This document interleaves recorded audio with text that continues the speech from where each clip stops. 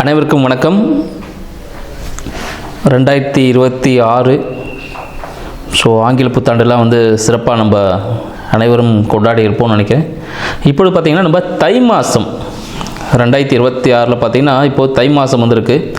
இந்த தை மாதத்தின் சிறப்புகள் என்னென்ன இருக்குது, மேலும் பார்த்திங்கன்னா இந்த தை மாதத்தில் 12 ராசிக்காரர்களுக்கும் 27 நட்சத்திரக்காரர்களுக்கும் என்னென்ன சிறப்புகள், என்னென்ன பாதிப்புகள், சரிங்களா, யார் உச்சத்தை தொட போகிறார் அப்படின்ற விஷயங்கள் பற்றியும் இப்போ நம்ம இந்த வீடியோவில் பார்ப்போம். இந்த தை மாதம்னா தை மாதத்தின் சிறப்பு அப்படின்னு பார்த்தீங்கன்னா, இது நம்ம ஜனவரி மாதத்தில் 2026 ஜனவரியில் 15ஆம் தேதி தை மாதம் பிறக்குது.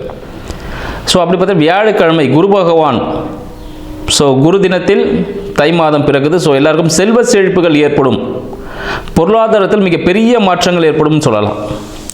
மேலும் பார்த்திங்கன்னா இதிலே பார்த்திங்கன்னா இந்த மாதம் தை மாதத்தில் பார்த்திங்கன்னா 18ஆம் தேதி ஜனவரி 18 தை அமாவாசை வருது. தை அமாவாசை, தை மாதம்னாலே தட்சிணாயனம் முடிந்து உத்தராயண காலம் தொடங்குதுன்னு சொல்லலாம். இந்த உத்தராயணம் தட்சிணாயனம் எல்லாருக்கும் தெரிஞ்சிருக்கும். நம்ம தேவர்களுக்கு இந்த காலை பொழுது, இந்த மார்கழி மாதம் பார்த்திங்கன்னா லாஸ்ட் மாதம், சரிங்களா, போன மாதம் மார்கழி மாதம் என்னவாக இருக்கும்னு பார்த்திங்கன்னா அவங்களோட காலை பிரம்ம முகூர்த்த நேரம் சொல்லுவோம். பிரம்ம முகூர்த்தம் முடிஞ்சு இந்த தேவர்களுக்கு இப்போ என்ன இருக்குது, காலை விடியற் காலை பொழுது தான் அந்த உத்தராயண காலம் ஸ்டார்ட் ஆகுது தை மாதம். இந்த காலகட்டத்தில் பார்த்திங்கன்னா இந்த காலகட்டம் எல்லாருக்கும், எல்லா ஜீவராசிகளுக்குமே பார்த்திங்கன்னா இந்த காலகட்டம் தான் ஒரு எழுச்சி மிக்க ஒரு நாளாக இருக்கும்னு சொல்லலாம் இந்த மாதம் முழுக்க. ஏன்னா பல பேர் பார்த்திங்கன்னா நம்மளே பார்த்திங்கன்னா புது வீடுக்கு கிரகபிரவேசம் பண்ணுறதுக்கு, கல்யாணத்துக்காக தேதி குறிக்கிறதுக்காக எல்லாம் வெயிட் பண்ணிட்டு இருப்பாங்க. கல்யாணத்துக்காக புதுமண தம்பதிகள் இணைவதற்காக காத்து கொண்டிருக்கக்கூடிய நேரம் பார்த்திங்கன்னா இந்த தை மாதம் அப்படின்னு சொல்லலாம். இந்த தை மாதத்துக்காக அனைவருமே ஏன்னா கதிர் அறுப்பாங்க, பொங்கல் திருவிழா இருக்குது, உழவர் திருவிழா மிகவும் சிறப்பான ஒரு விஷயம். ஏன்னா இப்போ இந்த உழவன் இல்லைன்னா நம்மளால் எந்த விதமோ பொருளையும் சாப்பிட முடியாது, எதையும் யூஸ் பண்ண முடியாது. அவங்களுக்கெல்லாம் ஒரு நன்றி தெரிவிக்கக்கூடிய காலகட்டமாகவும் இந்த தை மாதம் இருக்குன்னு சொல்லலாம். சூரிய பகவானுக்கு நன்றி செலுத்தும் விதமாக இந்த தை மாதத்தில் பொங்கல்லாம் வச்சு சிறப்பாக நம்மளோட தென்னிந்திய பகுதியில் நம்ம சிறப்பாக பண்ணிகிட்ருக்கோம். இது மட்டும் இல்லாமல் இப்போ உலகம் ஃபுல்லாக எல்லாத்துலேயுமே கொண்டாட ஆரம்பிச்சிருக்காங்க. அது மட்டும் இல்லாமல் பார்த்திங்கன்னா இந்த உத்தராயண காலத்தில் இந்த தை அமாவாசை வருது பாருங்கள். இந்த தை அமாவாசை அன்னைக்கு என்ன பண்ணோம், இதுக்கு முன்னாடி அமாவாசைலாம் வந்துடுச்சு, மாலை அமாவாசைலாம் முடிஞ்சிடுச்சு. இப்போ தை அமாவாசை வருது. மாலை அமாவாசை டைமில் ஏதாவது பண்ண முடியல அப்படின்னும் போது இந்த தை அமாவாசை இந்த காலகட்டத்தில் கண்டிப்பாக பார்த்திங்கன்னா நம்ம முன்னோர்கள் இறந்தவர்கள், சரிங்களா, அவங்களோட பிள்ளைகளையோ சொந்தக்காரங்களும் பார்க்கறதுக்கு வருவதான வாய்ப்புகள் உண்டு. அதனால் இந்த காலகட்டத்தில் மறக்காமல் தை அமாவாசையில் வீட்டில் படையல் வச்சு ஒரு துணி, சரிங்களா, எப்போ பார்த்திங்கன்னா ஒரு சேலை, ஒரு வேட்டி, டவல் இது மாதிரி தான் வச்சு படைக்கணும். சேலை கூட ஒரு ஜாக்கெட் பெட்டி இது மாதிரி வச்சு தான் கடவுளுக்கு படைச்சிட்டு, கடவுளுக்குனா நம்ம முன்னோர்கள், ஏன்னா அவங்க தானே இப்போ குலத்தை காக்க போகிறவங்க. அவங்களுக்கு வச்சு படைச்சிட்டு அது மூலயமா, சரிங்களா, 4 பேருக்கு ஒரு முடிஞ்ச அளவுக்கு ஒரு 3 பேருக்கோ இல்லை 5 பேருக்கு இல்லை ஒரு 9 பேருக்கு உணவு தானம் பண்ணுங்க. உணவு தானம்னா யாருக்கு தேவை இருக்கோ, இப்போ கோவிலில் கொடுக்குறாங்க பாருங்கள், அது பிரசாதம், அது வீட்டிலே சமைச்சு வச்சுட்டு வந்திருப்பாங்க, அங்கே ஒரு பிரசாதமாக அதை வாங்கிக்கிறாங்க கடவுள்கிட்டேருந்து. பட் இந்த உணவு தானம் அப்படின்னு சொல்லும்போது பார்த்திங்கன்னா யாருக்கு தேவை இருக்கோ, அன்றாட உணவே கிடைக்க முடியாமல் இருக்கும் சில பேருக்கு. அவங்களுக்கு கொடுக்கறது மூலமாக நம் முன்னோர்களுக்கு இது நம்மளோட காலகட்டத்தில் செய்ய முடியாத சில விஷயங்கள் இருந்திருக்கும், சூழ்நிலைகள் தடுத்திருக்கும், அந்த விஷயங்கள்லாம் நிவர்த்தியாகி அவங்க மனது குளிரும். அதனால் கண்டிப்பாக தை அமாவாசைக்கு முடிந்த அளவில் உணவு தானம் பண்ணுங்கள். ஒருத்தருக்காவது வாங்கி கொடுங்க. அதோட வேல்யூ எவ்வளோ இருக்கணும்லாம் இல்லை, 5 ரூபா இருக்கலாம், 10 ரூபா இருக்கலாம், 500 ரூபா இருக்கலாம், 5000 ரூபா, என்ன வேணாலும் இருக்கலாம். ஒருவரோட பசி ஆற்றுங்கள். என்னால் சாப்பாடெலாம் வாங்கி தர முடியாத, நானே கஷ்டத்தில் இருக்கேன் அப்படின்றீங்க, பரவாயில்ல, ஒன்றும் பிரச்சனை இல்லை. வீட்டில் சமைக்கிற சாப்பாடை, சரிங்களா, காகத்திற்கு வைக்கலாம். வீட்டு வெளியே காக்கா வரும் பார்த்தீங்களா, காக்காவுக்கு வைக்கலாம். அதுவும் முடியலையா, சின்ன எறும்புகள்லாம் குட்டி குட்டியாக எறும்பு, அந்த எறும்புகளுக்கு உணவு அளிக்கலாம். இந்த தை மாதத்தில் முடிந்த அளவு என்ன பண்ணணும், உணவு தானியங்கள், அதை உயிரினத்தை, எந்த உயிரினம் தான் பரவாயில்ல, அளவுகள்லாம் இல்லை, எறும்பு கொடுத்தாலும் சரி, பசுமாடு கொடுத்தாலும் சரி, காகத்துக்கு கொடுத்தாலும் சரி, இல்லை மனிதர்களுக்கே கொடுத்தாலும் சரி, ஏன்னா கடவுள் வந்து தனியாக வரமாட்டார், மனித உருவில் தான் வருவார். அப்போ நம்ம தான் வந்து யாருக்காவது உதவிகள் செய்யணும் அப்படின்ற விஷயத்தையும் வந்து இந்த தை மாதத்தில் நம்ம கண்டிப்பாக கடைப்பிடிக்கணும்.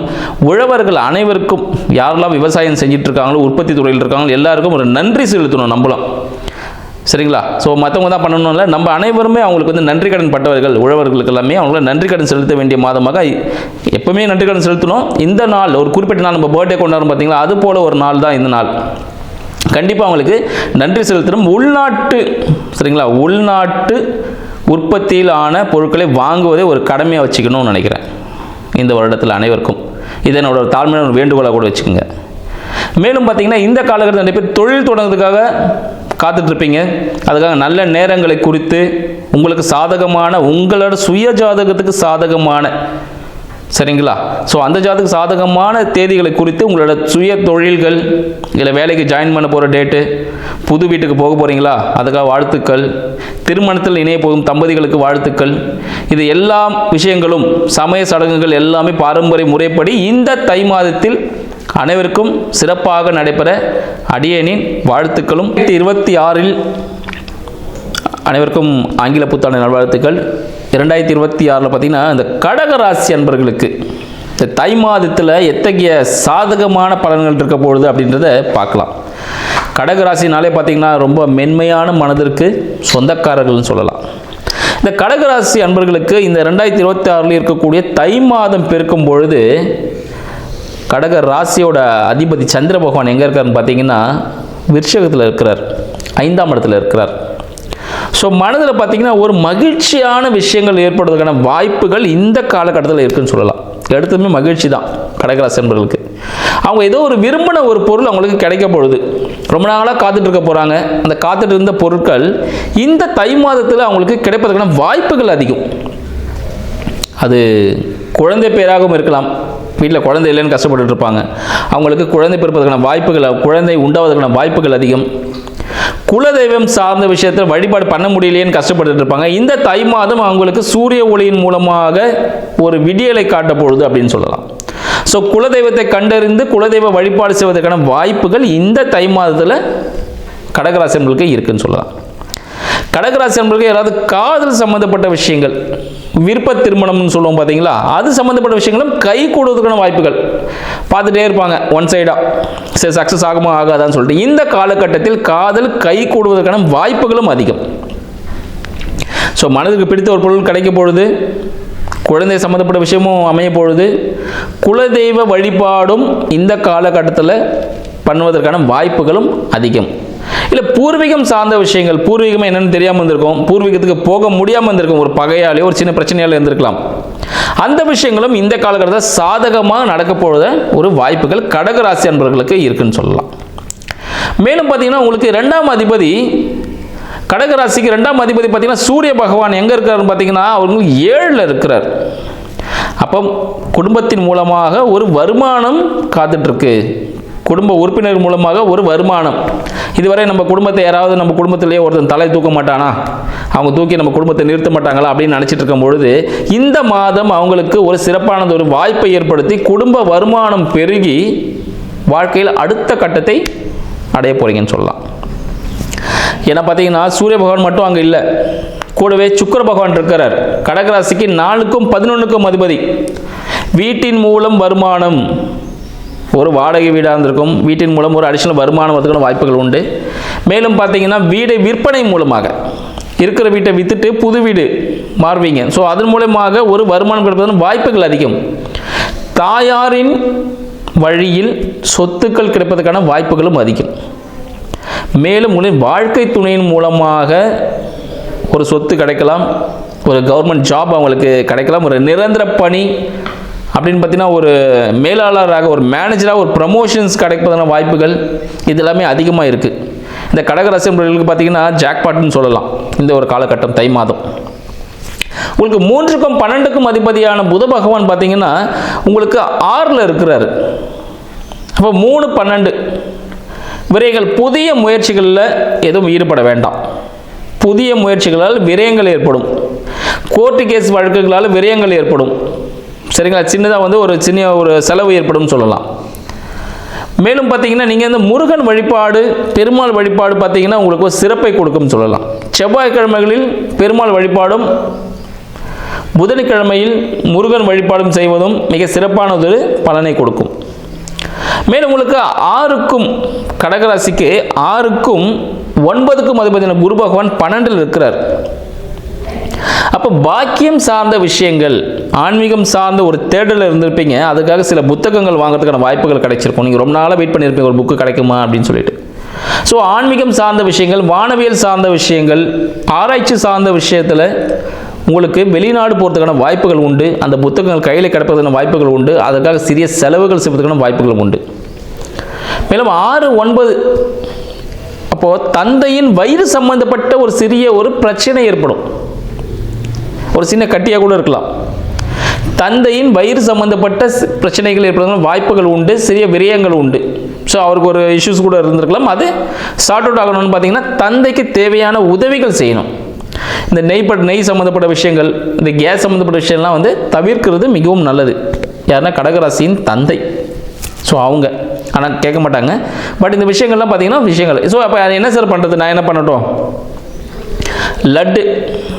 லட்டு வாங்கி தானம் பண்ணுங்கள். மஞ்சள் கலரில் இருக்க லட்டு வாங்கிட்டு தானம், யாருக்காவது கோவிலுக்கெல்லாம் போனீங்கன்னா, பெருமாள் கோவில் போனீங்கன்னா லட்டை வாங்கி தானம் பண்ணுங்கள். லட்டை உடச்சி பூந்தியாக தானம் பண்ணணும். சரிங்களா? லட்டு அப்படியே கொடுக்கக்கூடாது. அது முக்கியமான விஷயம். லட்டை உடைச்சிட்டு பூந்தியாக தானம் பண்ணணும். எவ்வளோ முடியுதோ கொடுக்கலாம், உங்கள் விருப்பம் தான். ஒரு லட்டை உடச்சி கொடுத்தாலும் சரி, 10 லட்டு உடச்சி கொடுத்தாலும் சரி. அது தானம் செய்யும்பொழுது கடகராசி அன்பர்கள் எல்லாமே சுகமாக முடியும். தந்தை சார்ந்த விஷயத்தில் அனுகூலமாக இருக்கும். ஒரு கோவில் போனீங்கனாலும் உங்களுக்கு உரிய மரியாதை கிடைக்கும்.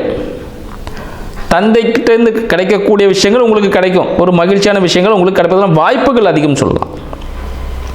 மேலும் கடகராசி அன்பர்களுக்கு 4க்கும் 11க்கும் அதிபதி சொல்லியிருக்கோம். சுக்கிர பகவான் 7ல் இருக்கார். ஸோ ஜாலியாக உங்களோட ரிலேஷன்ஸ், ஃப்ரெண்ட்ஸ் யாரும் உங்கள் வீட்டுக்கு வந்து தங்கியிருந்து நீங்கள் மகிழ்ச்சியாக என்ஜாய் பண்ணக்கூடிய ஒரு காலகட்டமாக இந்த தை மாதம் விளங்க போகுது. ஒரு மன மகிழ்ச்சிக்கான ஒரு செலவு, ஒரு நீங்கள் சுற்றுலா போகிறதுக்கான வாய்ப்புகளும் உண்டு. ஸோ உங்களோட ஃப்ரெண்ட்ஸ் மூலியமாகவும் உங்களோட வாழ்க்கை துணை மூலமாக உங்களுக்கு ஒரு ப்ராஃபிட் கிடைக்க போகுது. ப்ராஃபிட்னா நீங்கள் ஒரு மகிழ்ச்சியாக இருக்க போகிறீங்க. அடுத்த ஒரு கட்டத்துக்கு மூவ் பண்ண போகிறீங்க. அந்த விஷயங்கள் எல்லாம் சகஜமாக இருக்கும். மேலும் உங்களுக்கு 7க்கும் 8க்கும் அதிபதியான சனீஸ்வர பகவான் 9ல் இருக்கிறார். அப்போ 7க்கும் 8க்கும் அப்போ உங்களோட தொழில் சம்மந்தப்பட்ட விஷயமும் வாழ்க்கை சம்மந்தப்பட்ட விஷயங்கள், தீராத பிரச்சனைகள் எல்லாமே பாக்கியமாக மாறப்போகுது. அப்போ பாக்கியம் மாறப்போகுது என்ன பண்ணும்? திருமணத்திற்காக காத்து கொண்டிருக்கக்கூடிய கடகராசி அன்பர்களுக்கு இந்த தை மாதம் ஒரு திருமணம் நடக்கும். ஒரு திருமணம் தானா அப்படின்ல, திருமணம் நடக்கும். சரிங்களா? ஸோ திருமணத்திற்காக காத்து கொண்டிருக்க திருமணம் கண்டிப்பாக நடக்கும். மேலும் 2ஆம் திருமணத்திற்காக காத்து கொண்டிருக்கக்கூடிய கடகராசி அன்பர்களுக்கும் இந்த காலகட்டத்தில் வரன் அமைவதற்கான வாய்ப்புகள் உண்டு. ஏற்கனவே ஒரு திருமணம் வந்து நடக்கிறதா இருந்திருக்கும், ஒரு நிச்சயத்தை நடந்திருக்கும், அது ஒரு தடைப்பட்டிருக்கும். தடைப்பட்ட திருமணமும் இந்த காலகட்டத்தில் கடகராசியினருக்கு கை கொடுக்க வேறு ஒரு வரன் அமைவாங்க. அது மூலமா உங்களுக்கு திருமண வாழ்க்கை பிரம்மாண்டம் நடப்பதற்கான வாய்ப்புகள் உண்டு கடகராசி என்பவர்களுக்கு. அடுத்து பார்த்தீங்கன்னா உங்களுக்கு தொழில் சம்பந்தப்பட்ட விஷயங்கள். சரிங்களா? தொழில் சம்பந்தப்பட்ட விஷயங்கள் பார்த்தீங்கன்னா உங்களுக்கு 5க்கும் 10க்கும் அதிபதியான செவ்வாய் பகவான் 6ல் இருக்கிறார். ஸோ வேலை செய்யும் பொழுது மனசு வந்து வேலையில் இருக்கணும். எதையோ திங்க் பண்ணிட்டு வேலை செய்யக்கூடாது, பிரச்சனைகள் சந்திப்பீங்க. வேலை செய்கிற இடத்துல நான் இதை செய்வேன் அதை செய்வேன்னா பேசக்கூடாது. உங்களோட உயர் அதிகாரிகளை பகைத்தோ தாழ்வாக குறைத்தோ பேசக்கூடாது. பேசுனீங்கன்னா அங்கே சின்ன பிரச்சனையை சந்திப்பீங்க. ஒரு ப்ரமோஷன் வரதுக்கான வாய்ப்புகள் ஏற்படும். அப்போ என்ன பண்ணணும்? பக்குவமாக பார்த்து, எங்கள் மேனேஜர் ரொம்ப நல்லவர், எங்கள் ஓனர் வல்லவர் அப்படின்னீங்கன்னா நீங்கள் மேலே போவீங்க. அவர் சரியே இல்லை, அவர் ஒன்றுமே பண்ண மாட்டார், இது செய்வார் அது செய்வார் அப்படின்னீங்கன்னா கீழே இறங்கிடுவார். ஸோ நம்மளோட எண்ணமே அங்கே செயலாக மாறக்கூடிய வாய்ப்பு கடகராசி என்பதற்கு இந்த தை மாதம் இருக்குது. பார்த்து எண்ணத்தில் பக்குவமாக சிந்திச்சு செயல்படுங்க. இது உங்களுக்கு ரொம்ப ப்ளஸ் பாயிண்டாக இதுக்கான வாய்ப்புகள் உண்டு. ஸோ வீடு மாற்றம் இருக்குமான்னு கேட்டால் வீடு மாற்றம் ஏற்படுவதற்கான வாய்ப்புகள் கடகராசி என்பவர்களுக்கு இந்த தை மாதத்தில் கிடைக்க போகுதுன்னு சொல்லலாம். நீங்கள் விரும்பிய ஒரு வீட்டிற்கு நீங்கள் போகிறதுக்கான வாய்ப்புகள் உண்டு. உங்களின் வருமானம் சார்ந்த விஷயங்கள் சிறிய அளவு ஒரு டாட் இருக்கும். டாட்னு பார்த்தீங்கன்னா சிறிய ஒரு இழப்புகள் இருக்கும், சில தடங்கல்கள் இருக்கும். ஸோ நீங்கள் இந்த தை மாதத்தில் தினந்தோறும் ஒரு பெரிய பரிகாரம் சொல்கிறேன். இந்த தை மாதம் கடகராசி அன்பர்கள் தினந்தோறும் 1 மணி நேரம் மௌன விரதம் இருக்கிறது மிக சிறப்பு. இந்த 1 மணி நேரம் மௌன விரதம் இருக்கும் பொழுது கடவுளை நினைக்கணும்.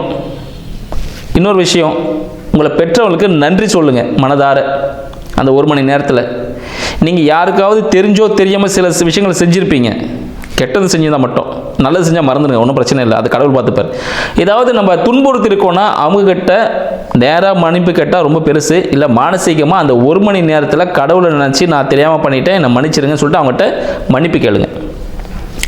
கடகராசி அன்பர்கள் தினந்தோறும் இந்த தை மாதம் 1 மணி நேரம் மௌன விரதம் இருப்பது மிக சிறப்பானதொரு பரிகாரமாக இந்த தை மாதம் திகழப்பொழுது உங்களுக்கு தேவையான அனைத்து விஷயங்களும் சாதகமாக உங்களுக்கு அமைவதற்காக வாழ்த்துக்களும் நன்றிகளும்.